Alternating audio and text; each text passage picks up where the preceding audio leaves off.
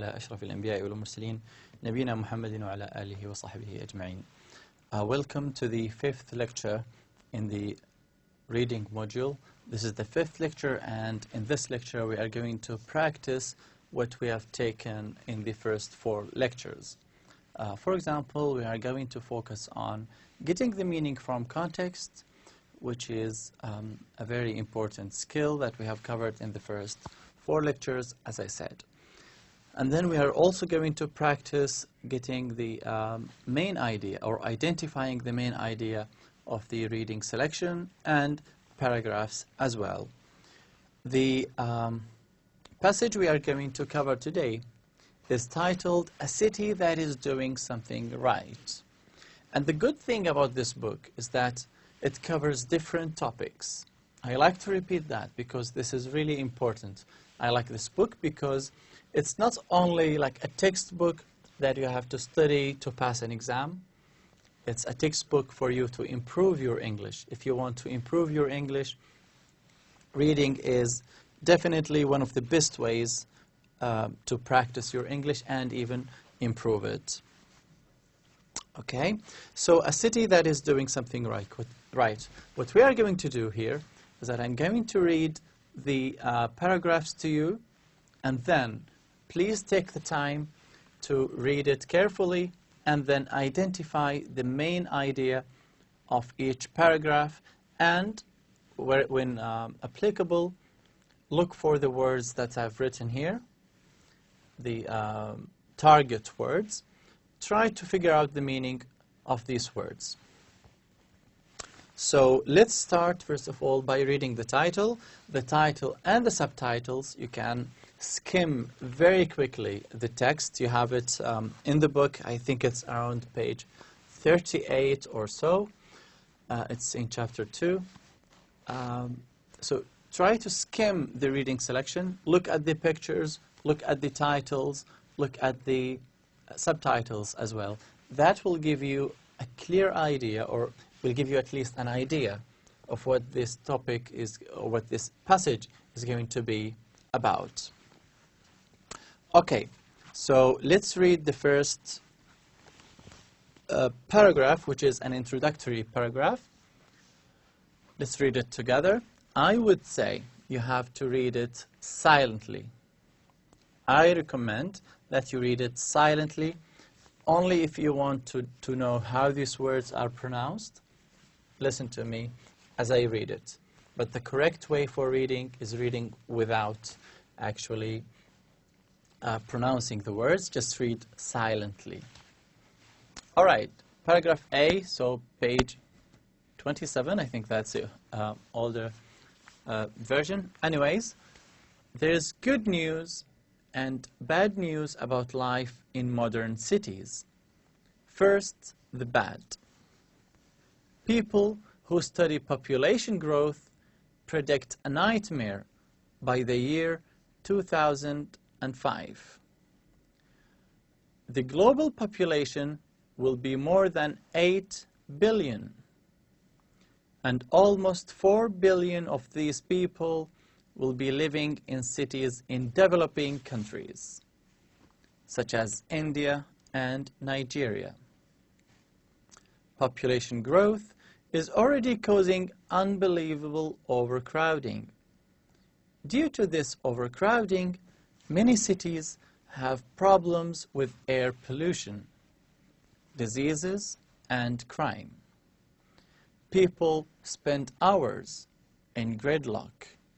That is, traffic so horrible that it simply doesn't move when they commute daily from their homes to their work and back. There isn't enough water, transportation, or housing. Many people don't have access to health services or jobs. Now, the good news. In some cities, instead of worsening, urban life is actually getting much better. So this is the first paragraph. This is on page 27. The passage that we are going to cover after this is around 38. I think that was my mistake. So page 27, this is where you can find this text here. So that's paragraph A, and we want to focus on few words here. Let's practice together identifying the meaning or getting the meaning from context. Now we have several words or expressions. For example, here we have developing countries, right there.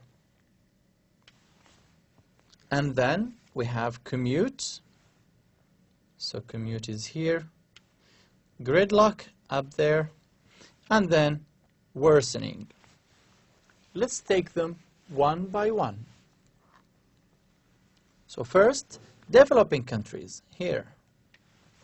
What is meant by developing countries? Let's read the context. Let's read the sentence from the very beginning. All right, so the global population will be more than 8 billion by that year, or whatever that year might be. It could be 2015, or it can be 2025. All right, just ignore that number. So we are talking about the future here, so this number here should be 2000. Let's change it to 2025, for example. Just make it in the future. I'm going to do that right now.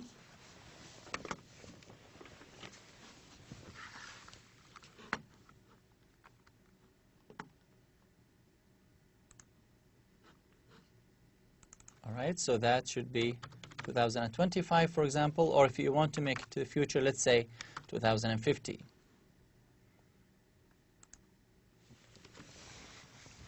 Okay. Okay, so by 2050, let's say, by 2050, the global population, it's not changed, is it? Okay.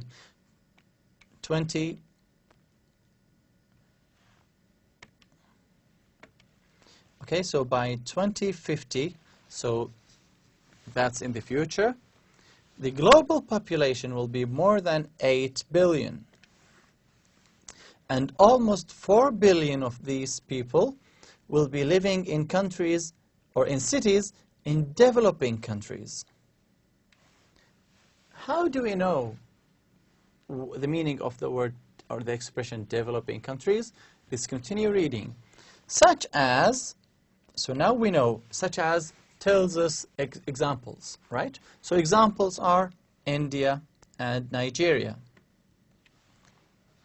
Now, that gives us an indication. So these countries, Nigeria and India, are still developing, right? They might be developing fast, but they are not yet developed countries, let's say, if we agree on that distinction anyways. So developing and versus developed. Developed, so examples might be some rich countries, for example, in Europe or the United States. Even those countries are still developing, of course, but they are like ahead of some other countries. So the distinction comes like that: developed versus developing countries. All right, so that tells us, that gives us an indication. So countries which are still developing. To be honest, even the meaning can be guessed just by using simple logic. Developing countries, countries that are still developing. I'm not going to say poor, not necessarily poor, but developing countries. All right, so we are done with this. Commute, which is down there. Commute daily. Okay, so that traffic, so horrible that it simply doesn't move. When they commute, they refers back to people. So when people commute daily, what is the meaning of the word commute? Let's continue reading. To commute from homes to work and back. So what do people normally do from home to work? they basically go. The context tells us so. If you read the sentence from here, people spend hours in gridlock. What is the meaning of the word gridlock? All right, we don't know that yet. But we find that is there. And that is tells us that whatever comes after is the meaning of gridlock. So that is traffic so horrible that it simply doesn't move. All right, so this is the definition of gridlock. All right, so people spend hours in gridlock when traffic doesn't move, when they commute from their homes to work and back. So commute means to go or to travel from home to work and back, right? So travel from one place to another. Here you have the definitions. Of course, you can use your own words, all right? There's not only one correct meaning. You can come up with your own definitions or explanations. So developing countries which are developing, still developing, versus developed countries. This is the opposite. Commute, travel from home to work. Gridlock, when traffic doesn't move. And then we have worsening. Worsening means the opposite of getting better. How do we know this? This is the word worsening. Let's read the sentence from the very beginning. Many people don't have, here, we are here. So many people don't have access to health services or jobs. Now, the good news, in some cities, instead of worsening, this is a key word here, instead of worsening, urban life is actually getting much better. So instead of this, we now know that urban life is actually getting better. We know that getting better is the opposite of worsening. All right, so we know that getting much better does not mean worsening. It's quite the opposite. Why? Because we have the word instead. Instead of X, Y. So X is the opposite of Y. All right, so the meaning of worsening is the opposite of getting better. So getting worse. Worsening. All right, so now we are done with paragraph A. Now let's do paragraph B. Paragraph B, let's read it together. Again, read silently. Only if you want to know how these words are pronounced, then you can listen to me reading this passage. A city and its mayor. Now, this is the subtitle. So that tells you, that gives you an idea about what this whole topic is going, what this whole paragraph is going to be about. A city and its mayor. Okay, so the one who works for the municipality, the one who runs, who plans, let's say, the city, the roads, everything in the city, basically. Right? So that tells you something about what you are going to read. It's really important to read the subtitles before reading the lines in detail. Let's read it together. It might not be a surprise to find that life in affluent cities is improving. But what about cities that are not rich? The city of Curitiba, Brazil, proves that it's possible for even a city in a developing country to offer a good life to its residents. The former mayor of Curitiba for 25 years, Jamie Lerner, is an architect and a very practical person. Under his leadership, the city planners established a list of priorities. In other words, a list of what was important to work on. They decided to focus on the environment and on the quality of life. With an average income of only about $2,000 per person per year, Qurtuba has the same problems as many cities. However, it also has some creative solutions. Now we have two questions here. First of all, the meaning of the underlined words, or the ones written in bold. And then we have the main idea. First of all, let's do the vocabulary part. Number one, affluent. Okay, it might not be a surprise. We are reading from the beginning here. It might not be a surprise to find out that life in affluent cities, we don't know the meaning of affluent, is improving. It's not surprising to know that life in affluent cities is improving. But what about cities that are not rich? Now, this is the key word. Here we can say, okay, so that tells us that are not rich is the opposite of affluent. So what about cities that are not rich? So affluent means rich. Okay, next, under his leadership, the city planners established a list of priorities.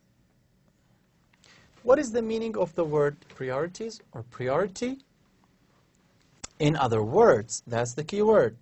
That tells us the meaning of the word priorities. In other words, a list of what was important to work on. So now we have the definition or an explanation to the word. They decided to focus on the environment and on the quality of life. Blah, blah, blah. And then we have the word creative here. What is the meaning of the word creative? Let's read the sentence before and then continue reading. Okay, so they decided to focus on the environment and on the quality of life. With an average income of only about $2,000 per person per year, Qurtuba has the same problems. Qurtuba has the same problems as many cities. So they have the same problems as many cities. However, it also has some creative solutions. So creative might actually mean the opposite of same. Because Qurtuba, when it comes to problems, they have the same problems. But when it comes to solutions, Qurtuba has creative solutions. So creative is not the same as same, the word same. Okay, so it's not equal. What does that tell us? Creative solutions. When you think of the word solutions, if you have a problem, then there's a solution. There's in some cities, for example, they have the same solutions to the same problem. But with Qurtuba, they have creative solutions. Think of the word create. Think of the word create. So just take the IVE part and put an E. So you have the word create. Create something new. Come up with something new. The adjective of it is creative. So what does that mean? It's not the same as others. It's original. It's original. Okay. Now, let's think about the main idea. But first of all, let's erase these parts here. All right. Now I want you to read again, or if you think you already, or if you think you have already read this part and understood it, just think about the main idea. What is the main idea of this part here? When you are done, watch the video. So now please pause the video and try to practice yourself. Ask yourself, what is the most general sentence here? Do we have a general sentence and then supporting sentences? Forget the supporting sentences and focus on the main idea. So we read it now. Once you are done, this is the answer. The answer is, it's this part here. The city of Curitiba, Brazil, proves that it's possible for even a city in a developing country, a country that is not rich, still developing, to offer a good life to its residents. This is the main idea. Now, how do I know this? How do I know that this is the main idea? Let's read the first sentence. It might not be a surprise to find out that life in affluent cities is improving, but what about cities that are not rich? All right, that's a general sentence. We accept that. General, okay? And then the city of Curitiba proves that it's possible, blah, blah, blah, till residents. That's okay, that's also general. Right. Then we read the rest of the sentences. So the former mayor of Curitiba, blah, blah, blah, as an architect, a very practical person. Is that general or is that specific? Of course, in relevance to the other sentences. So continue reading. What did he do? Under his leadership, the city planners did this and that. All right, so they did A, B, C. They decided to focus on the environment. They have problems and they have solutions. So what is the most general sentence here, and which sentences seem to be supporting or just giving details?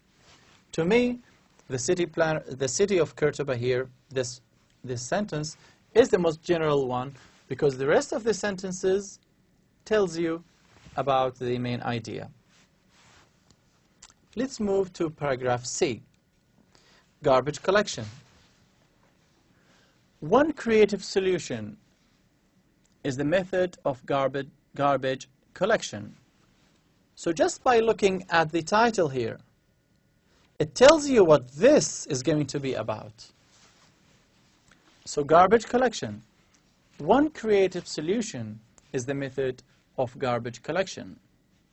Cambio verde, or green exchange. This does far more than clean the streets of trash. In neighborhoods that garbage trucks cannot reach, poor people bring bags of trash to special centers. At these centers, they exchange the trash for fresh produce, such as potatoes and oranges. They receive 1 kilo of produce for every 4 kilos of trash they bring in. At a recycling plant, workers separate glass bottles, plastic and cans from other trash. 2/3 of Curitiba's garbage is recycled, which is good for the environment. The plant gives jobs to the poorest people, which improves their lives. Now the first question is the meaning of trash, produce, recycling plant. For the word trash, I think we have done that before. For the word trash, we have done that before. So we read the sentence from here, and it seems that it's another word for garbage. It's another word for garbage. So trash means garbage. So garbage collection, and then it's more than cleaning the street of trash. So trash is the opposite of garbage. We've done that in a previous lecture. Produce, also we've done that. We've done that. Produce. It's not produce as in the verb. It's produce as a noun. All right? Please don't confuse the two. There's a noun and there is a verb. Now here it's not produce to produce something. No, it's a noun. So they exchange the trash. They give trash and they take produce. What is produce? Potatoes and oranges. All right? So such as. So these are examples. So what are produce? What is produce? Fruits and vegetables. At a recycling plant, workers separate glass, bottles, plastic, and cans from other trash. So this is what happens. And then this trash is recycled. Garbage is recycled. So that tells us what happens at a recycling plant. So basically it's a factory or a place where workers separate garbage items and then recycle them, reuse them. All right, so this is the meaning of these words. Now what is the main idea? Once you're done, this is the answer. The answer is, one creative solution is the method of garbage collection, cambio verde, or green exchange. This is the main idea of this paragraph. How do I know this? All right. To me, this is a general sentence. I read it. It's general. Let's continue reading. Do we have supporting materials, extra details, or general sentences as well? So we read from here, or if you want from here, we read to the end. What do we have here? We have details. So just describing what happens in streets in which the trucks cannot go. Describing this solution, describing green exchange. Okay, at these centers, this is what happens. Then they receive 1 kilo of produce for every 4 kilos they produce. So this is describing green exchange or cambio verde. All right. At a recycling plant, this is what they do. So now we know all these sentences describe the first sentence. All right. So this is how I know this is the main idea. Now let's move to paragraph D. Due to careful planning, Kurtuba does not have the same traffic problems that most cities have. The statistics are surprising. The population has grown now twice the size it was in 1974. But traffic has actually decreased 30%. Kurtuba needed a mass transit system, but couldn't afford an expensive subway. City planners began instead with an unusual system of buses in the center lanes of 5 wide major streets. At each bus stop, there is a 40-foot-long glass tube. Passengers pay before they enter the tube. Then they get on the bus, subway style, through wide doors. This allows people to get on and off the bus quickly and efficiently. People don't crowd onto the bus. Loading and unloading takes only 30 seconds. This makes commuting more pleasant and also helps to solve the problem of air pollution. Now we have a mass transit system, which is there, a mass transit system. How do we know the meaning of this word or this expression? First of all, let's use logic and break it down. Mass, when you have mass, you have a large amount of that thing, or a huge amount of that thing. It's mass. So mass, a lot of people. Transit, so take from one place to another. As in, if you have a flight, then you have a transit in one city, right, in the middle. So mass transit. So basically, to me, it seems as if this word means to move people in large numbers from one place to another. So now we used simple logic. Simple logic to get the meaning of this word. Then we have crowd. People don't crowd onto the bus. You might already know the word crowded. So think of the word crowd. Think of the word crowd, which can be a noun and can be a verb. Here it's used as a verb. Why? Because it's preceded by don't. All right? We cannot say don't and then noun. So don't crowd onto the bus. What do people do when they enter a bus or when they go onto a bus? They basically fill it in. They fill the bus, right? They fill the bus. So the opposite, or not the opposite, basically it's a synonym more or less. People don't crowd into the bus, so they don't fill it up, all at once, so in a crowded manner. No. Loading and unloading takes only 30 seconds. So this is the opposite. Then we have efficiently, which is just before the sentence.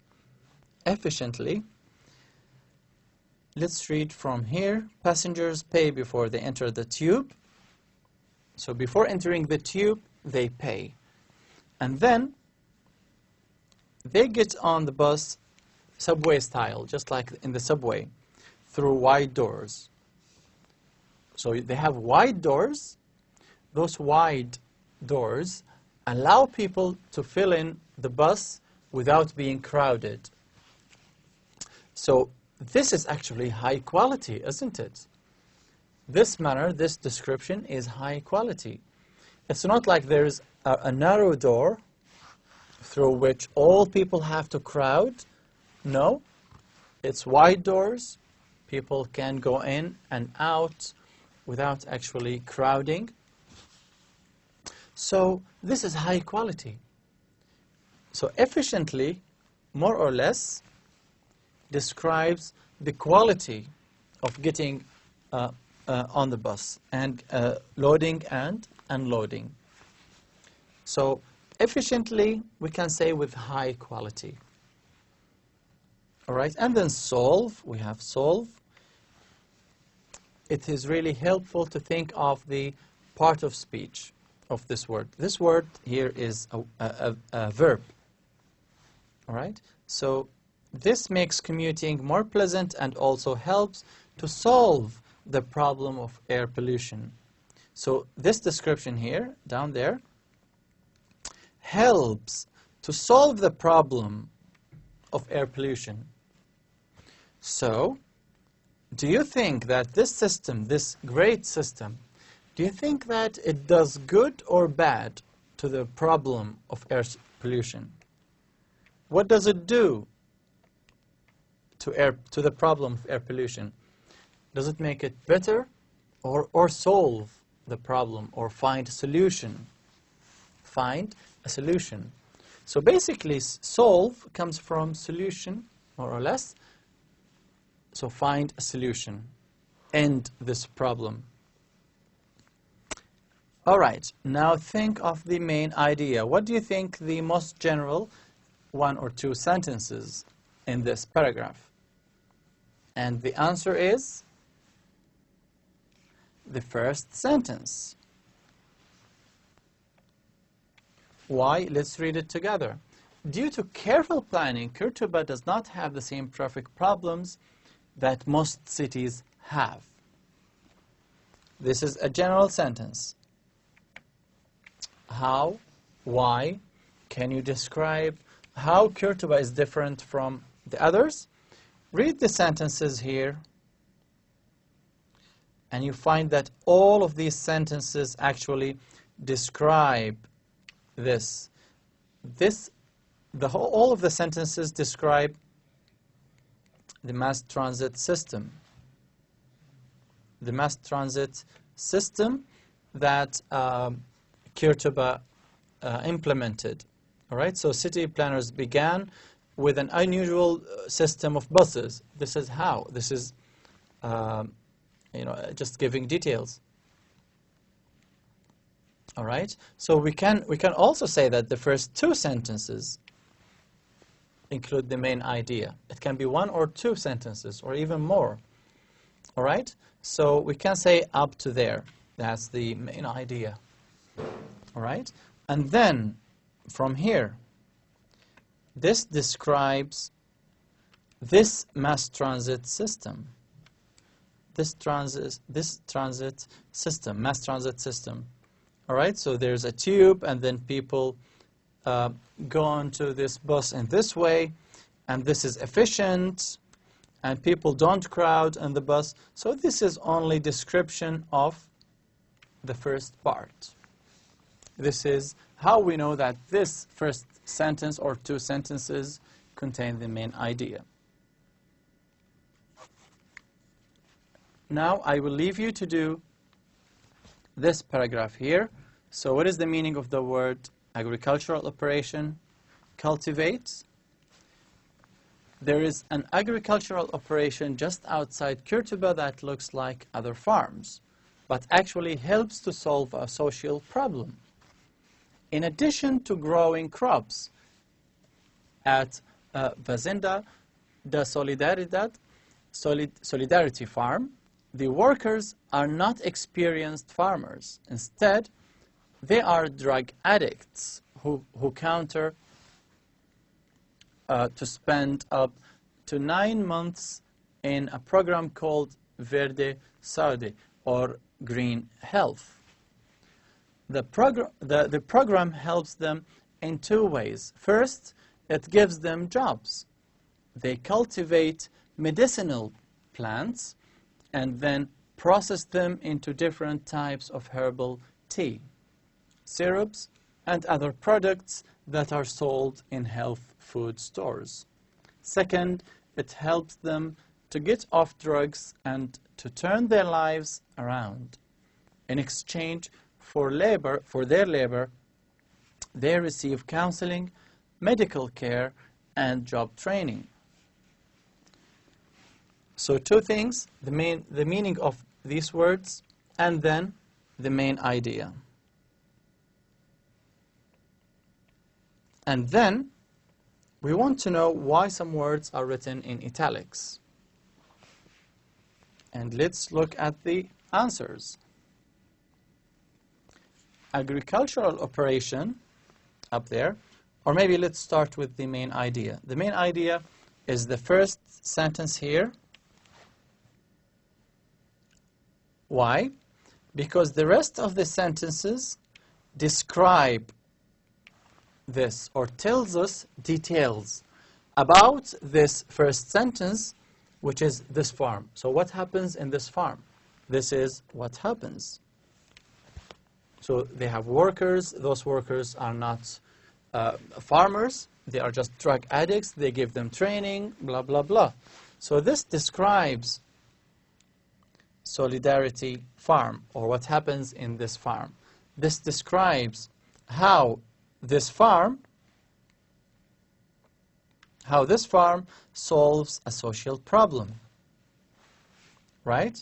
These sentences here, especially these, if you read, or no, here, So first of all, it gives them jobs. Second, it helps them get off drugs.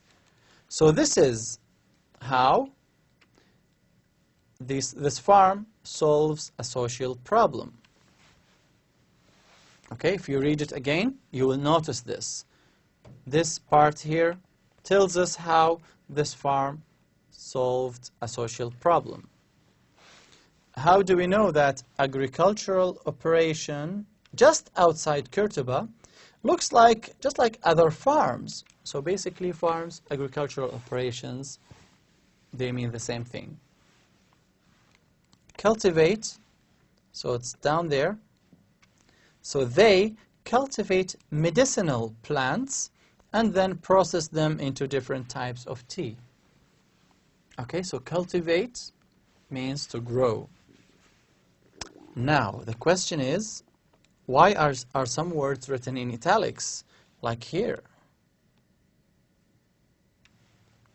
And do we have another one? Yes, Verdi Sodi. Okay, so why are they written in italics? Why?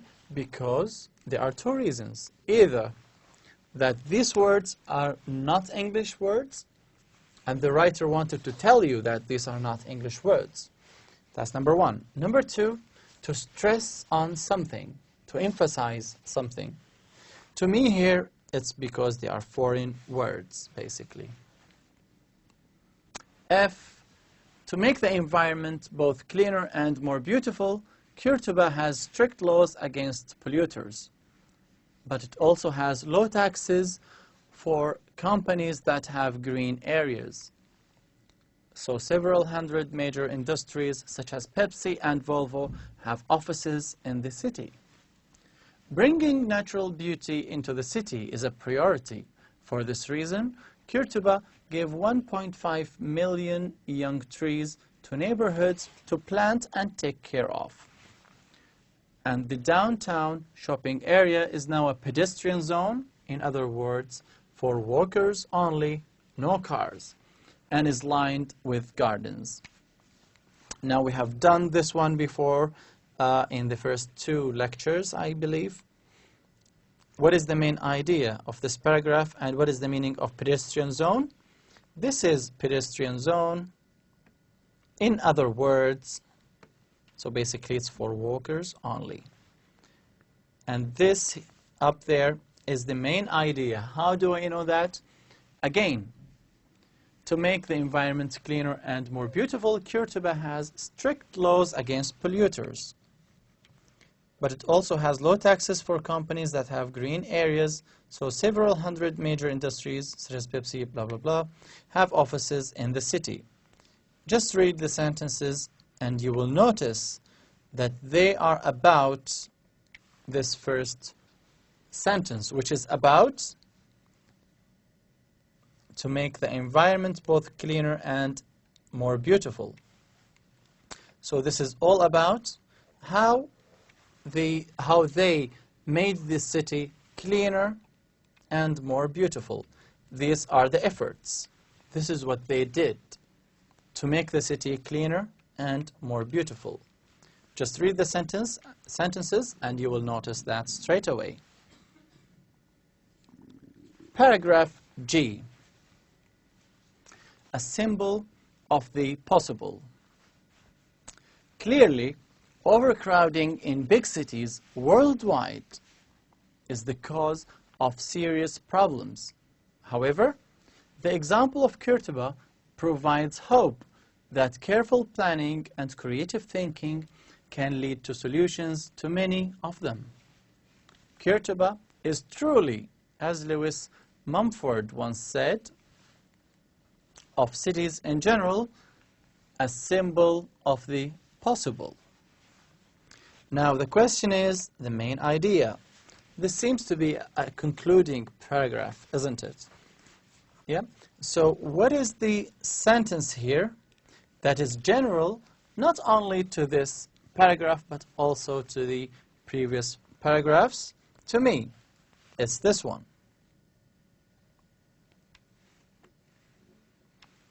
The example of Kurtuba provides hope that careful planning and creative thinking can lead to solutions to many of them. Read the paragraphs before, and you will notice that the paragraphs are about hope, about careful planning, and how careful planning and creative thinking led to finding solutions to social problems. So this seems to be the most general sentence that describes the paragraphs before that. So this is the main idea. Now, it's really important while reading this paragraph and the rest of the paragraphs to identify the supporting materials. Only by looking at the supporting materials will you be able to differentiate between supporting details, extra information, and the main idea. To find the main idea, you have to differentiate between supporting materials and main ideas. All right? I hope that this lecture was clear to you. I wanted to emphasize on the importance of practicing getting the main idea and getting the meaning from context, because they are one of the main and most important skills that I want you to focus on in this module. Thank you very much for your attention. If you have any questions, you can send me an email, or better off, you can chat to me face-to-face in the live session. Thank you very much for your attention, and see you in the next lecture.